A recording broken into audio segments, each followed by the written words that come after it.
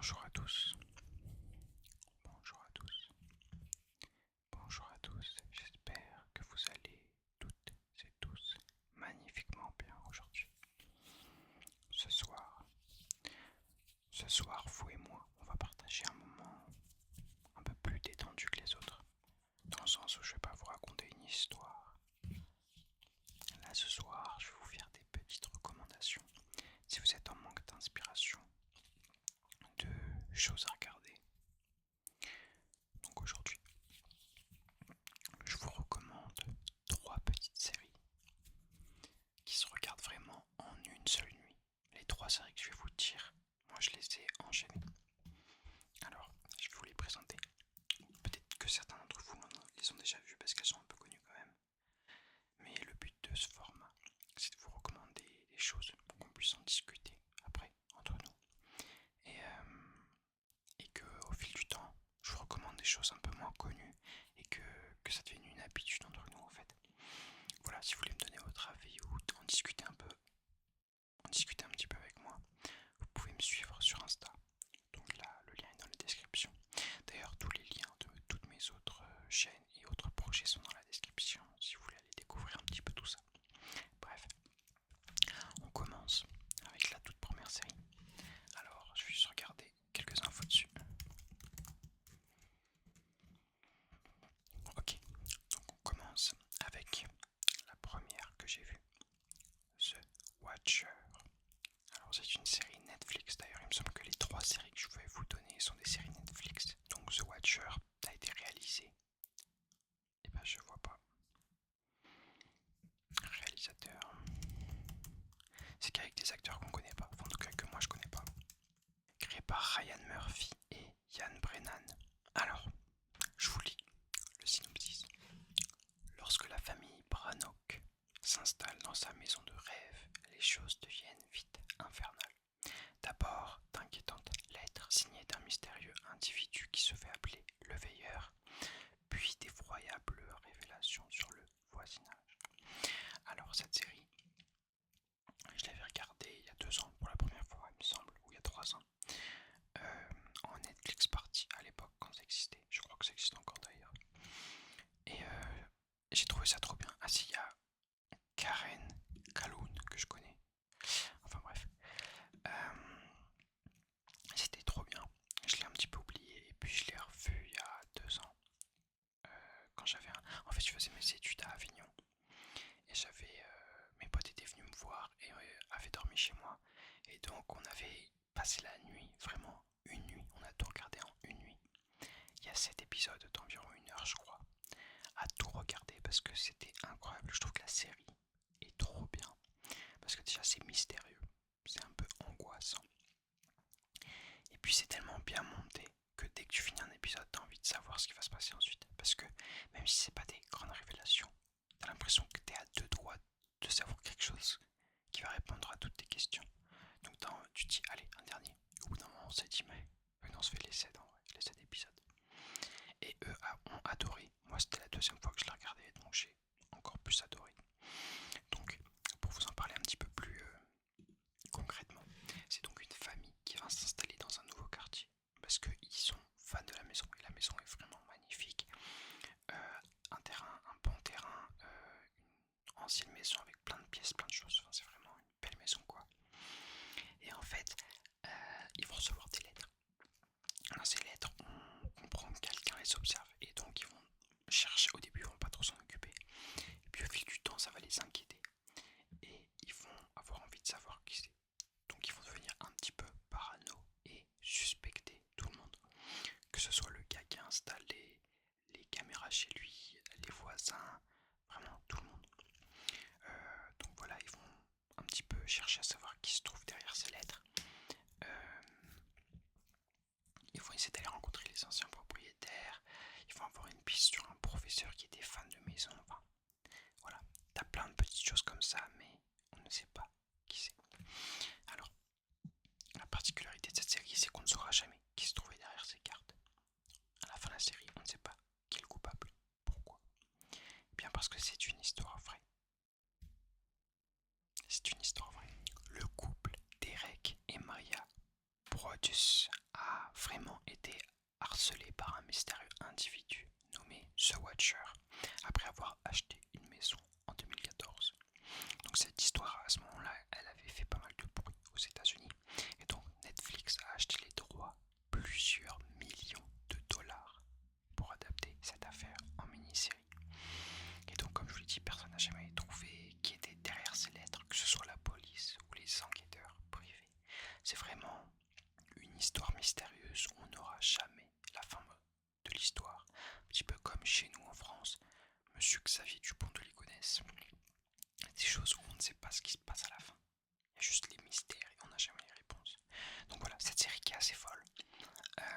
Donc je crois qu'elle dure 7 heures, du coup c'est à peu près des épisodes d'1 heure si je dis pas de bêtises. Mais vous pouvez vraiment vous la faire d'une traite. C'est vraiment incroyable.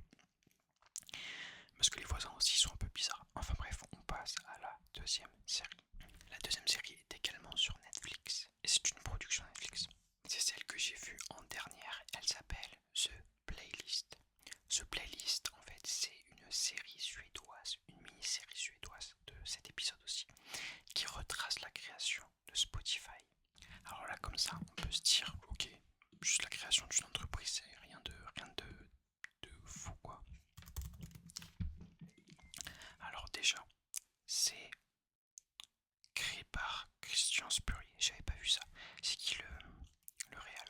Ah, et réalisé par Per Olav Sorensen et Hallgrim Haug. Bon bref, c'est des prénoms suédois donc difficiles à dire.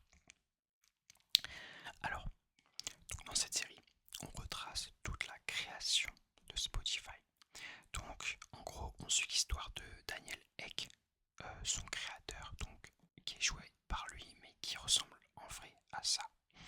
Et donc Daniel Ek, au début c'est un programmeur codeur il me semble, qui est bon mais qui n'arrive pas à trouver ce qu'il veut faire. Il est dans une entreprise mais ça le fait un petit peu chier, etc. etc. Et puis un jour il a envie de vendre sa propre entreprise. Donc il commence par faire une petite entreprise de e-marketing je crois, ou quelque chose comme ça, les prémices du marketing sur internet, pour savoir un peu quels étaient les coûts des consommateurs et centrer les publicités par rapport à ça.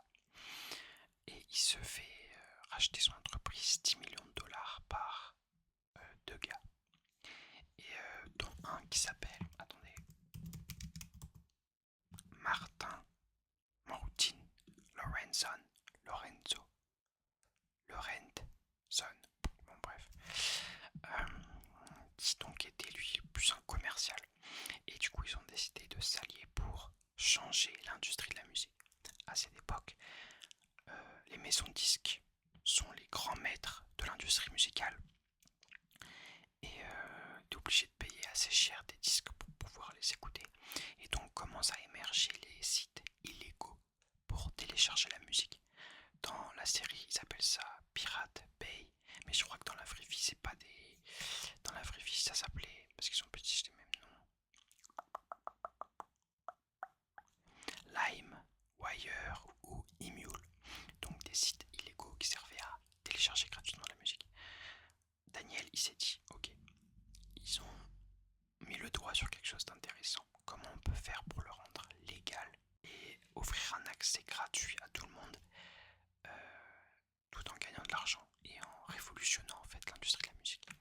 Donc lui au début, il voulait tout simplement rendre la musique gratuite et grâce aux publicités payer tout le monde.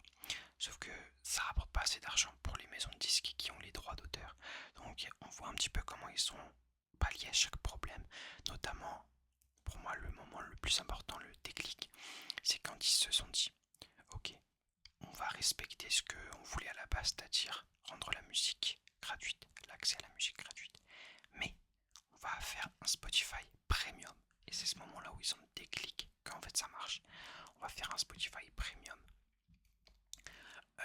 grâce auquel on va pouvoir faire des playlists, enregistrer les sons. Enfin voilà, en gros, ils ont accompli leur mission de rendre accessible à tous la musique de partout dans le monde, mais en trouvant un modèle commercial qui est assez, qui est périn, non, où il y a de la pérennité, bref. Et aussi aussi, ce qui est cool, c'est qu'on voit un petit peu la position de chacun, puisque dans les 7 épisodes, 7 personnes différentes nous montrent leur point de vue. Premier épisode, c'est Daniel. Deuxième épisode, ça va être le codeur. Troisième épisode, l'artiste. Quatrième, les maisons de disques. Enfin voilà, en gros, t'as le point de vue de chacun. Donc ça, c'est vraiment très intéressant. Petite anecdote, Spotify a refusé de participer à la production, donc la série est librement inspirée. Elle n'est pas du tout validée par eux. Parce que je pense qu'il y avait un petit peu de critique de Spotify dans le sens où ça rémunère pas les artistes selon les streams qu'ils font. Ou je sais pas si vous en avez entendu parler, mais Spotify rémunère en priorité les gros artistes, notamment aussi les maisons de disques qui détiennent, je crois, presque, en tout cas dans la série, 10-20%. Mais par exemple, on a le point de vue d'une artiste qui fait 200 000 auditeurs par mois et qui gagne pas d'argent. Et voilà ce qu'il en est de cette deuxième série. On passe à la troisième série. Celle-là, tout le monde en a parlé. Mais si vous ne l'avez pas vue, c'est vraiment le moment de regarder ça. Mon petit Ren ou Baby Rainer. Non, Reindeer, je sais pas comment on dit en anglais. Alors, c'est une série qui a fait énormément parler quand elle est sortie en 2024. C'est l'histoire d'un gars, un jeune gars. Il me semble qu'ils sont au Royaume-Uni. Et lui, il est barman. Et en fait, un jour, il y a une dame qui lui fait un petit peu pitié. Elle est un peu, qui semble un peu dépressive. On a l'impression qu'elle est fragile. Et donc, comme quelqu'un de gentil, il décide d'être gentil avec elle. Et elle va voir ça un petit peu comme des avances. En fait, elle va switcher et péter un câble à partir de ce moment-là. Elle va commencer à imaginer qu'ils sont en relation. Et en gros, c'est une histoire d'harcèlement. Lui, au début, il sait pas trop comment faire parce qu'elle lui fait un peu de la peine. Et donc, il continue d'être gentil. Mais donc, ça renforce ce sentiment qu'elle a de on est dans une relation et il m'aime. Et donc, on a toute cette histoire un petit peu étrange qui va se passer. Et voilà, et en fait on va vivre à travers sa vision des choses, c'est-à-dire un mec qui vraiment va se faire harceler tous les jours par une femme qui est un petit peu folle. Alors, petite anecdote, c'est créé et joué par Richard Gad, donc c'est lui, et c'est inspiré de son propre vécu. Ce gars a réellement vécu du harcèlement pendant des années. Netflix a été critiqué pour avoir apparemment trop bien reproduit la vraie harceleuse, mais on n'a aucun nom qui est mentionné. Mais apparemment il y a une petite critique parce que on avait peur d'y retomber sur la véritable harceleuse. On a donc le personnage principal, Richard Gad, qui explique que tourner la série a été une forme de thérapie, mais que rejouer ces scènes a aussi ravivé des traumatismes très violents. Alors on peut voir plein d'interviews de lui sur YouTube qui sont hyper intéressantes. Je vous invite à aller les voir après avoir vu cette série. Elle est incroyable, franchement. C'est comment dire, c'est assez inconfortable pendant toute la série. Et ça change un petit peu des séries qu'on a l'habitude de voir sur Netflix où tout est beau, tout est... Et en fait ce qui est différent aussi, c'est que c'est pas une caricature. C'est quelque chose qui a été véritablement vécu. Et donc tu le vis vraiment. Ça fait partie des rares œuvres où ça te marque et tu le vis vraiment comme si c'est toi qui te faisais harceler. Parce que t'as les moments où elle apparaît, où on s'y attend pas. Je crois qu'à un moment, lui, il fait du stand-up et c'est ses rires à elle qu'on entend qui à chaque fois nous disent oh non, elle est là, putain. Enfin, c'est des trucs de fou. Je crois que c'est ma préférée des trois, celle qui m'a le plus marqué, alors que The Watcher c'était vraiment fou. On en a fini avec cette vidéo. Je vous ai recommandé 3 petites séries qui peuvent se regarder en une seule nuit. J'espère qu'il y en a au moins une que vous n'avez pas vue et qui va vous plaire quand vous serez allé les voir. Dites-moi si ce genre de vidéo recommandation vous plaît.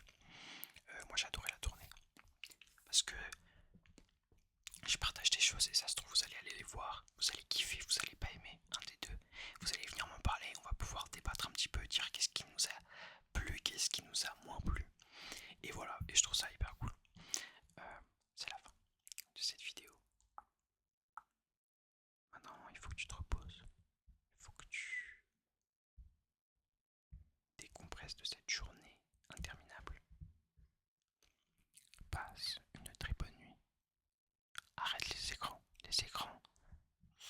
activer le cerveau.